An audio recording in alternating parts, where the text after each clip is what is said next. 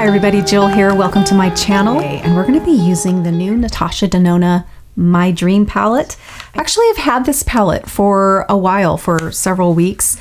I've used it without recording. It's beautiful. I'm just going to tell you that right out of the gate. It's not disappointing. The formulas are equally beautiful and lovely, you know, if you have other Natasha Denona palettes. So we'll just get that out of the way right away.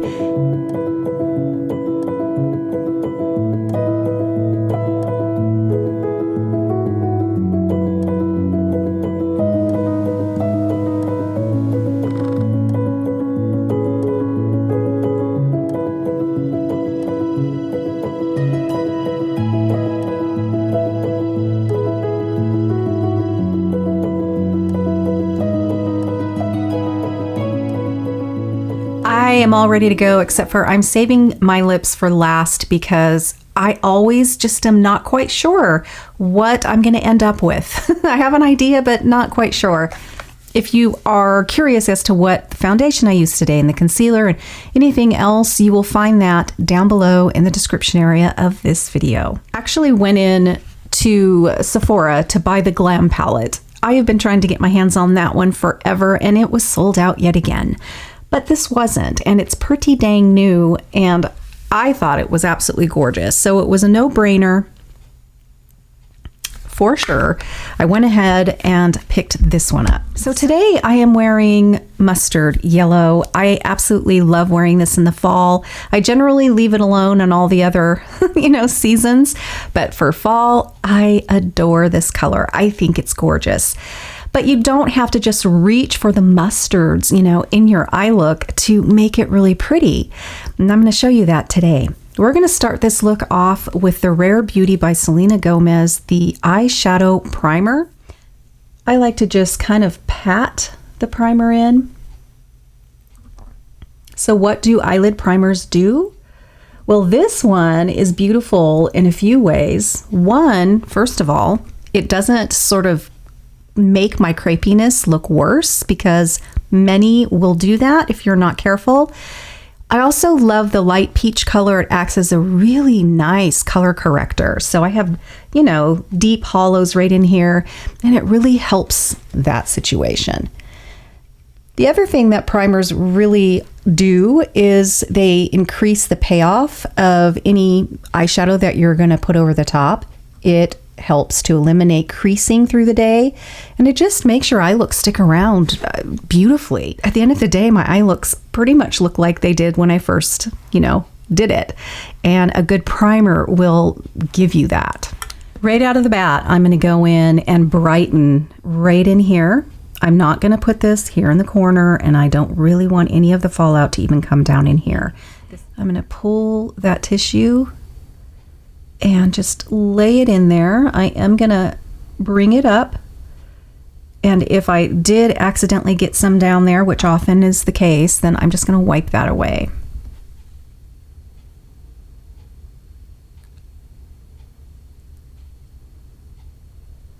We have that going on. It's a great way to start, isn't it? All right, I'm gonna go in with a 503, and if that's not right, you will always see it corrected. Whatever you see pop up on the actual screen here is the correct number if I get it wrong. This is a great dome brush. It's got a lot of body here. It's going to let me really cover a lot of ground.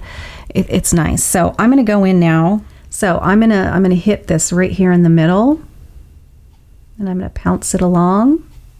If I feel like I have a little too much pigment on this right out of the gate, even though I knocked it off, then I'm going to dab it a couple times on my terry cloth towel that I like to have when I do my makeup. Now I'm just really, I got a feather-like touch here, hardly, any pressure as I bring it kind of through here. And then I'm going to soften this edge here, which is why I like to first start right here, because the majority of it that I'm kind of first packing on is right here. And then, I don't have that problem where it's going to start blending and coming down a little too far on this side. My actual eye looks, I just don't like that to happen. I want to sort of create more of a lifted effect. you know, to my eye look. So I try not to get my pigments in any way, even like down below the eyelash line. I have to be careful not to kick it out too far. It's just kind of my preference. There are no real hard, fast rules. I am against them. You know, somebody my age probably shouldn't even use chromes and really nice sparkly colors, but I don't care. I do it anyway. Don't feel like you have to be hedged in and bullied in, you know, after you're a certain age to do anything. I absolutely get so turned off. I get my cackles up even if I see a title of a video saying 10 things you should never do when you're over 50. It just really sets me off. So, including this channel, anything that you see me do or suggest or anything, it's just something that I like or that works for me that I'm sharing with you. But it's not a hard and fast rule.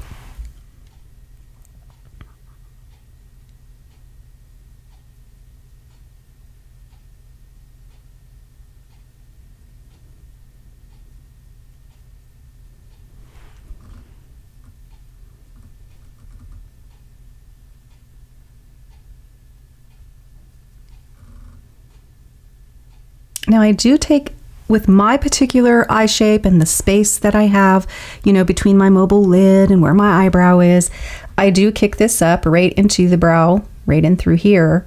And then it does drop down a bit right around here. But I do want to see this nice and blended and soft, but I do want to see it, you know, kind of almost, you know, up. But I do leave a bit of a space there. This is generally always going to be a matte color. But again, it just kind of sets the stage for the whole look. I'm going to take my little blender that I've decided that's what this is, and I'm going to really soften this application. And while we're at it and we've got this color going, I'm going to go ahead and put this under the lower lash line. Really going to smoke it out and make it very soft as well. We're going to go back in with something, you know, a little bolder eventually there, but for now I just want to kind of create this really soft, smoky sort of contour situation underneath that lower lash line. So for this application, I'm going to try it with A504 and load it up, knock it off really well. And I know I did get some fallout for that sparkly color right under here. I'm going to kind of try to get that gone. I know when I do this application or anything under my lower lash line, it's hard for you guys, I think, to see because of the angle that I have to get at. So be careful not to kick that out too far this way.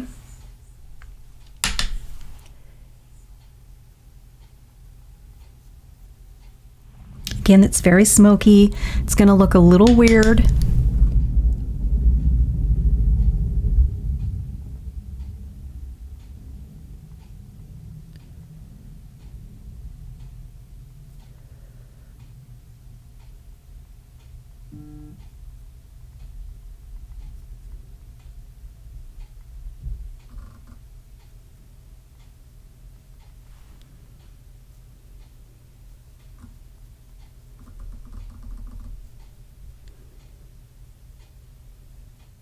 So look at this application more as contouring the eye and not getting just that tight line underneath or, you know, a very obvious line underneath your lower lash lines. This is just, again, setting the background, doing a bit of contouring. So it's easy to panic at this point.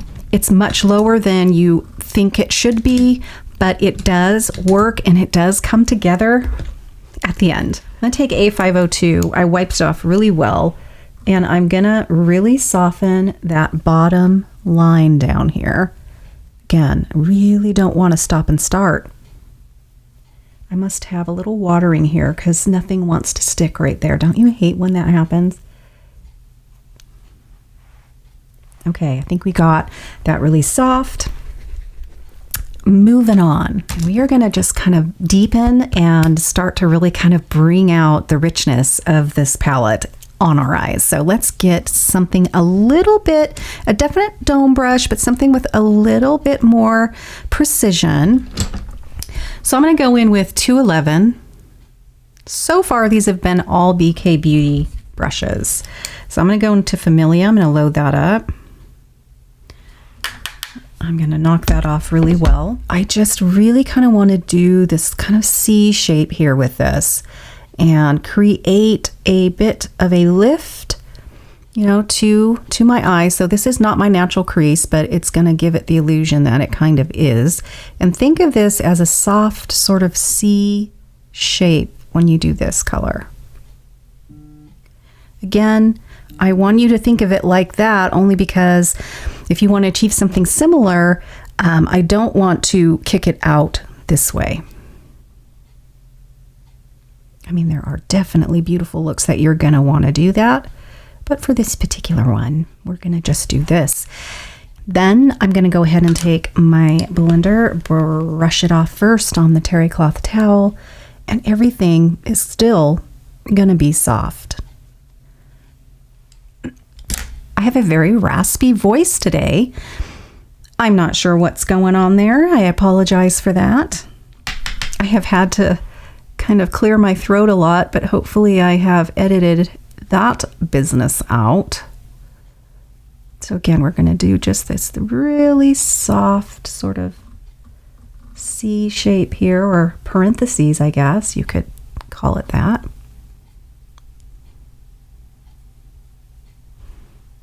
This is a beautiful color. It's not often that I can get away with using a color like this because they can really be too orange, and that is not a good color for me. So this is a beautiful, true, deep rust. It's very pretty.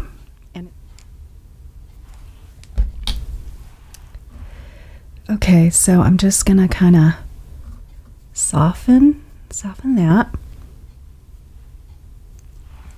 Very pretty. We're going to just kind of keep this a bit nice cohesive look. So let's go ahead and do that down below under the lash line using that same color. I'm going to go in with 210. This is such a great one for under the lash line and for tapping in above the lash line. So we're going to go in to that beautiful Familia color that we just used. And I'm going to go ahead and tap this in really at the end here. And I'm going to connect it. I'm going to tap, tap, tap.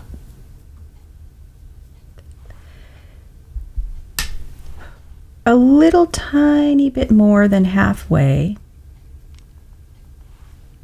We're going to definitely taper it as we bring it more this way. So we're not going to have a thick line that just sort of stops there, you know. This is definitely a tighter application, much closer to the actual lash line.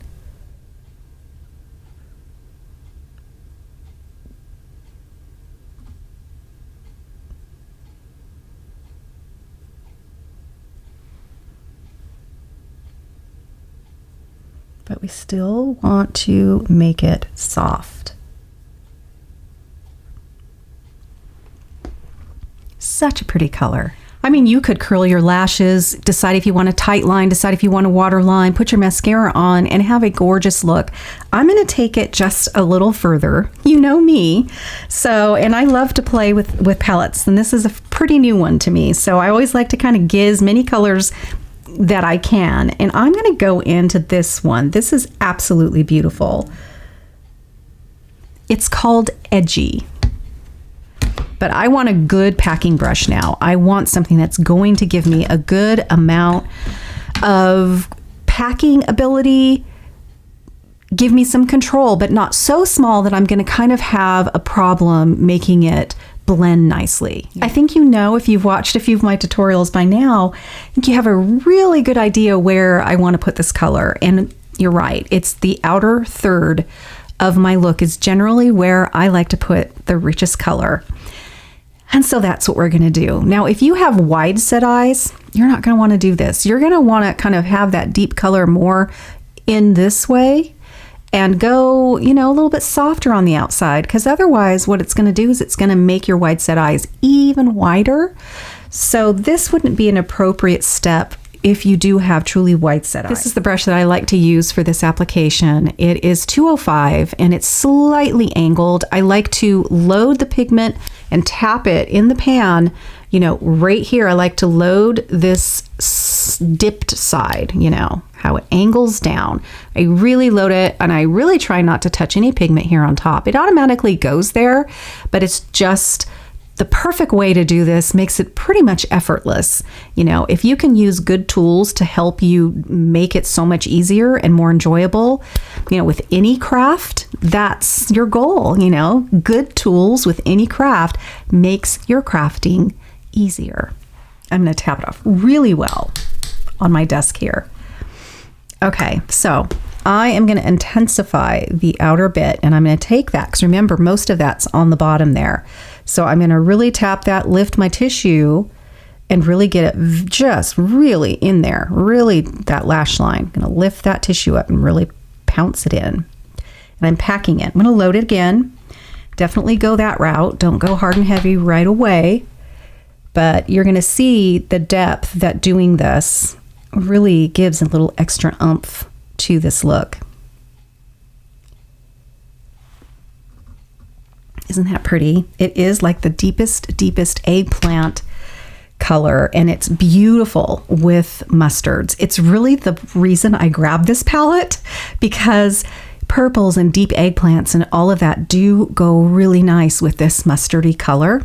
So I am tweaking this. I am definitely tweaking this look by doing this. And this is something that you don't have to do. You can actually take that Familia, load up the brush with it, and really intensify that color a little bit more on the outer third. So this does kind of tweak it a bit, and it's up to you to decide if it's kind of, you know, something you would want to do. And then, because we don't have a lot of pigment here on the top, once the pigment is really distributed here, I start sort of walking it up and blending it a little bit, tap, tap, tap. I don't want to bring this too far in, about halfway really. And I also, again, I'm careful not to kick it out a little too far.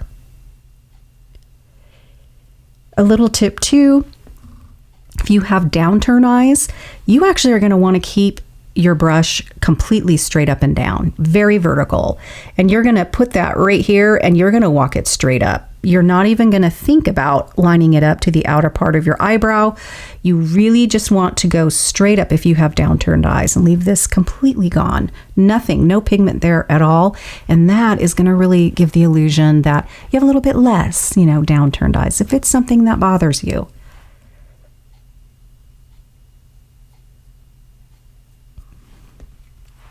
It's really pretty. I'm going to go ahead and soften that, especially right up here.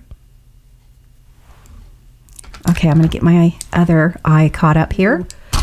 Before I even start walking it up a bit, I do tend to just want to try to get that. I concentrate really on getting just this payoff, this intensity first. And it's really just right here on my mobile lid. And then, you know, I will start kind of walking it up.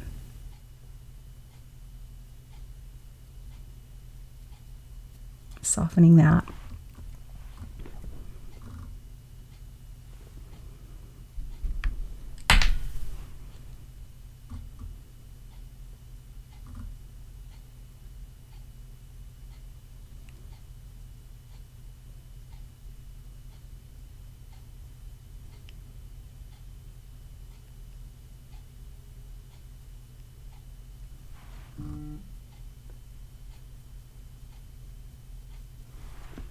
You can grab that same perfect brush that I love so much to take this color just the tiniest bit down below the lower lash line. I had this one sitting here, so I'm going to go ahead and use this. It has really a point. It's a bit like a pencil brush, and when you're using something that you really want to get really close to that lash line, this would be a great one. So I'm going to go ahead and load this up. This is 211, I believe. So I'm going to take this color really close to that lash line.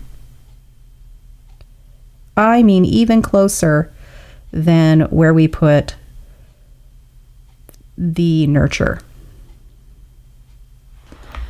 I'm going to go in with A505. This is a very flat brush, and I'm going to go into that deep chocolate color. I'm going to load both sides, and I'm going to tap that off really well. Really well.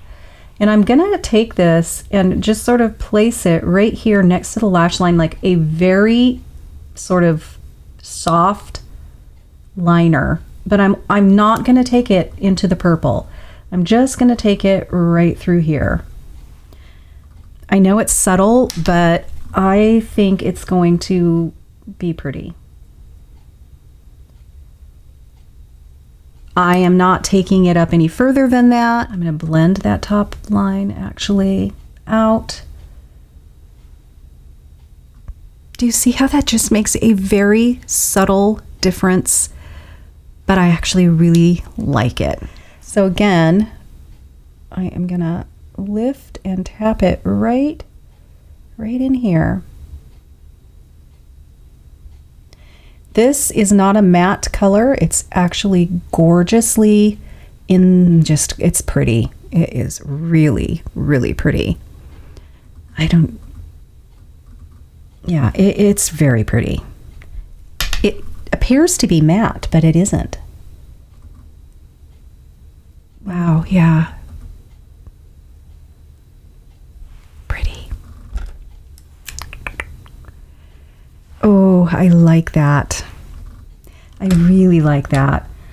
And I'm just going to leave it in the top. I'm not going to bring it down below. Okay. So now I'm going to go in with mascara. This is my favorite currently. It's the Lancome Lash Idole. I prefer the non-waterproof. I accidentally got it the waterproof one time. And you know, I just don't like the formula as much. It's obviously a little harder to take off, but if you have the right eye remover, that's generally doesn't have to be an issue. But this one flakes less for me, and I like the fact this has no silicones in it, whereas the waterproof one does.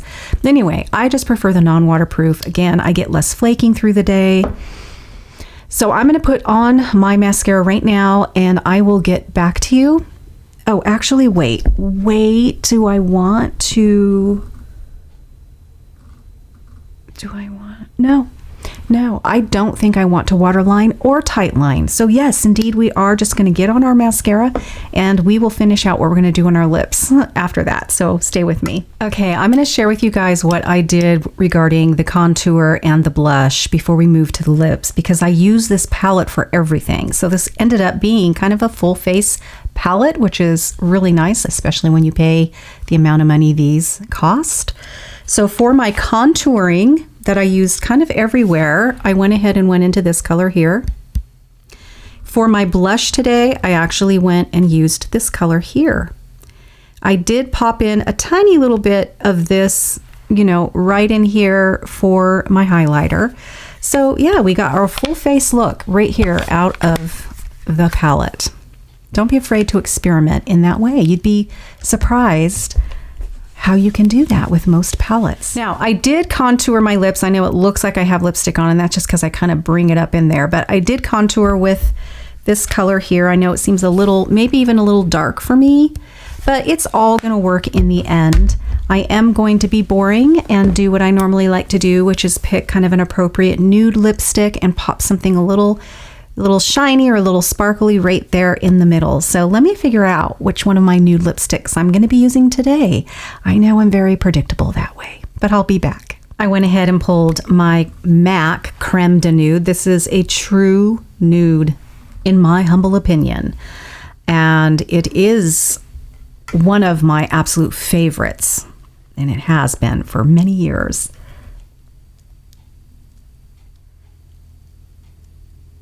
I love the formula too.